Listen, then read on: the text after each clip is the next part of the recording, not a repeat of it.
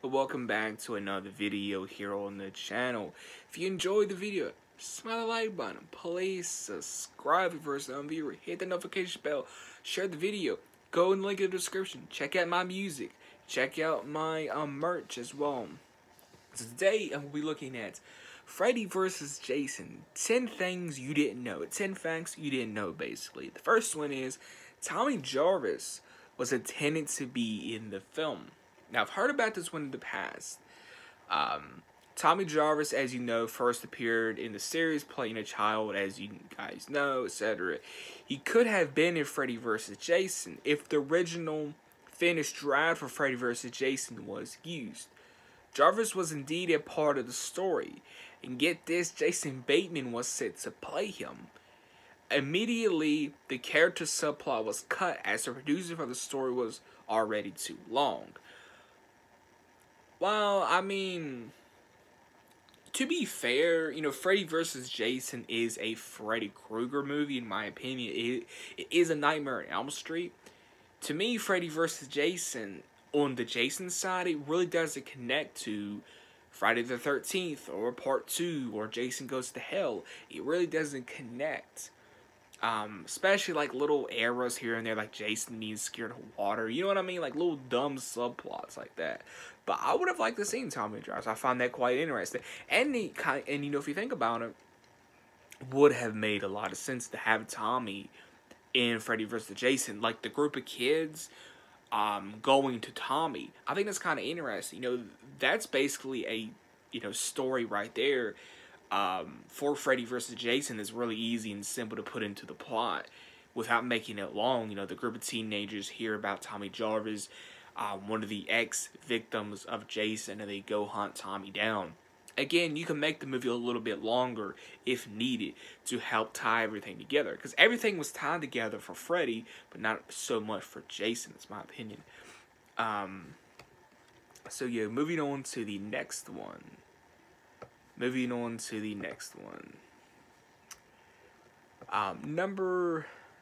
I skip one? I think I did. No, I didn't. Okay, anyway, Ruffalo was fired 1 week before shooting. The character of Will in Freddy vs. Jason, one of the most permanent of the film. He's very involved in the plan to stop Freddy Krueger. I managed to make all the way to the end. Jason Ritter plays Will in the film, but only because he was brought in at the last minute. I did not know that, actually.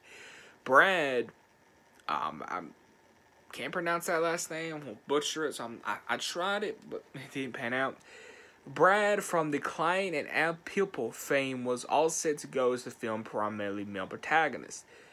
The role likely would have been great for his career, but just 1 week before shooting began, Ruffalo was filmed before the movie, so Ritter could replace him. Apparently, Ruffalo had shown up on the set so strung out, he couldn't even perform.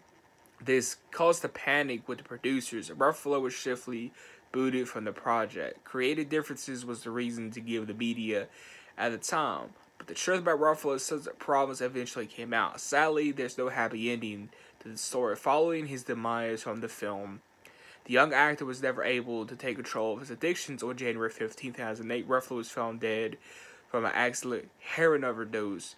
He was only 25 at the time of his death. That's sad, actually. That's sad, but I think that's interesting that he was going to play Will, but I think that's kind of, you know, to me that's sad what happened to him. Early draft ideas called for a closer connection between Freddy and Jason. Is this the one that I know? Horror fans were dying for years for this movie to come out. By the time it finally did, when New Line finally pulled the trigger on making it happen, the first problem they ran into was the story. They knew Freddy and Jason would have to fight, but how would they get there? Originally, the writers thought about developing a much closer connection between the two icon boogeymen. They wanted a good reason to explain Jason going after Freddy. Do you really need a reason, though? You know, they're two boogeymen. Do they really have to have a reason, though? You know what I mean? Between the two horror icons.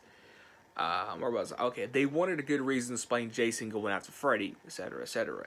One thought was to reveal that Freddy had sex with Jason's mother, possibly through rape, and is it actually Jason's father? Wow, bruh. Jason. Wait. So Freddy being Jason's father? I don't know how I feel about that. But, like, at the same time, that's so sadistic. I don't, that's interesting, but then it's like, huh? You know, I don't know. Like, I don't know how I feel about that. Like, Freddy being the father of Jason. Okay, I guess. I don't know. Another idea to explain their feud was to say Freddy actually once worked at Camp Crystal Lake. I like that one better. He worked at Camp Crystal Lake. He would have been revealed to have, I don't like the sexually abused part because it says, he would have been revealed to have sexually abused Jason and or / been involved in his actual drowning in the lake. Somehow this idea is even more terrible than Jason being Freddy's son. Now, I do like the whole Freddy actually once worked at Camp Crystal Lake, but I would have taken out Freddy sexually abusing Jason. I would have took that out because that's a topic you don't want to get on. But I would have said Freddy was involved in the drowning of Jason. I would have, yeah. Fortunately, the screenwriters realized that this going either direction would have been too far-fetched. That's not to say the finished script is completely logical. Somehow work on, okay, so basically them was the options for the other drafts. Betsy Palmer, as we all know, we should all know this one. Betsy Palmer turned down a cameo appearance. It says Betsy Palmer, yeah, this is what she had to say. Yeah, they actually approached me about a couple of other ones, but they never wanted to pay me. They offered me a scale. I guess they're cutting corners, saving bucks after making millions, they said. It was only 2 days. I said, I worked 200 days. Pay me, will you pay me then, men? I said, thank you, but no thanks. So, they wasn't going to pay her. Yeah, that's kind of messed up. You know, even if you have a small cameo, I think you should still pay the act. You know, I think you should have still paid her. Peter Jackson and Rob Zombie both turned down directing the film. I've heard about this, but I've always found it interesting. What would a Rob Zombie Freddy vs. Jason even been? I'm gonna go ahead and read this to you guys. So, Peter Jackson was forever be held as one of the cinema's all-greatest directors. Lord of the Rings film franchise, one of the biggest in history. But before he made his name as the man behind those movies, Jackson could have been involved with Freddy Krueger and Jason Voorhees. Impressed with his cult classic horror film Bad Taste, New hired Jackson to co-write a script for the next Nightmare on Elm Street, which would have been part 6. Although he was paid, his draft was scrapped by the studio in favor for shooting Freddy's Dead. They should have went with Peter Jackson's script because, yeah, Freddy's Dead, I can't even watch Freddy's Dead. Freddy's Dead sucks. But anyway, using another writer's script, after Freddy's Dead failed to impress most critics, New Line came back and offered Jackson the chance to direct the next planned movie. Freddy vs. Jason, he was no longer interested. But another named director was also in the running to direct Freddy vs. Jason. This would be Rob Zombie, who did the Halloween reboot films. At the time, Zombie was taking interest in becoming a horror filmmaker, and this could have been a great gig for him. But Zombie ended up turning it down. However, it was, talk about this. He was entering pre-production. He was entering pre-production for his first film, House of a Corpse, and wanted to focus on that. I understand Rob Zombie wanted to focus on House of a Corpse, but just imagine if Rob Zombie got to do House of a Corpse, got to do Freddy vs. Jason, and got to do The Devil's Rejects. To me, to be quite honest, out of all the horror icons, Rob Zombie does fit a Jason movie. Rob Zombie does fit Jason. Freddy, yes and no, but I feel like Rob Zombie, he fits Jason. He fits Leatherface. He even fits Chucky, and that's my opinion. Rob Zombie fits Chucky. He fits Leatherface. He fits Chucky, Leatherface, Jason, Pinhead. Rob Zombie fits those horror characters. Freddy, not so much, but I feel like he could have made Freddy his own in a lot of ways. Ronnie Yu and Katherine Isabella on set fighting. The guy who automatically did end up directing the new movie, Ronnie Yu, had some issues with one of the lead actresses. Apparently, there was some problems between Yu and Katherine Isabella, who plays Gibbs Smith in the film, and it all had to do with nudity. Isabella makes no secret about the fact that she refuses to do nude scenes in films. Regardless, Yu says she played a character Freddy vs. Jason. She argued under the condition that she wouldn't shoot any nude scenes. Much to her dismay, she read the script after signing on to let that her character Gibby was required to do a nude scene. I think that's kind of messed up of Ronnie Yu. You know, a actress doesn't want to do a nude scene, and you promise her that she doesn't have to do one. She signs the contract, and then you give her the script, and then she has to do one. I think it's kind of messed up of Ronnie Yu. Again, I like Ronnie Yu. I like what he did with Bride of Chucky, but I think that's kind of messed up of Ronnie Yu. This made the relationship between the actors and the director a rocky one. Isabella claimed Yu insisted she do the scene, while she held her ground and refused. Immediately, a new stunt double was brought in for the scene in question, and then Isabella never had to get naked for the cameras. Later, Isabella publicly bashed the film, saying, "I was expecting more from the film." It's possible her salty experience behind the camera caused her to feel bitter about the entire movie, or maybe she really thinks it sucks. Again, I think Katherine Isabella shouldn't feel that way about the movie. She should feel that way about Ronnie Yu. I think again, I like Ronnie Yu. I think that's just kind of messed up what he did, in my opinion. Kane Hodder was turned down playing Jason for the 5th time. I've heard about this, and this is so infamous, and it's so stupid to why Kane Hodder was turned down. I'm basically going to skip this one because we all know this one. There's so many stories behind it. Ronnie Yu wanted this person to be a certain... Like, it's really weird, Ronnie Yu's requirements for Jason. But I think Kane Hodder should have played Jason, the Freddy vs. Jason, because again, I've heard like one of Ronnie Yu's excuses was Kane Hodder wasn't tall enough. Well, Kane Hodder looks pretty intimidating in the other one, so why wouldn't he feel, you know what I mean? And if you want to make Jason taller, why not just put like those high heel like men boots. Fun fact, the actor that actually played Jason in Freddy vs. Jason, the actor that Ronnie Yu did choose, he's not that tall. The actor does wear like platform boots. They're about like that thick. If you watch the movie and really pay attention, the actor that plays Jason's not that tall. He wears platform boots. So why couldn't Kane Hodder play Jason? And if Ronnie Yu really wanted a tall Jason, okay, then just give Kane Hodder some platform boots, and I don't think Kane Hodder wouldn't mind as much. You know what I mean? Again, I don't know.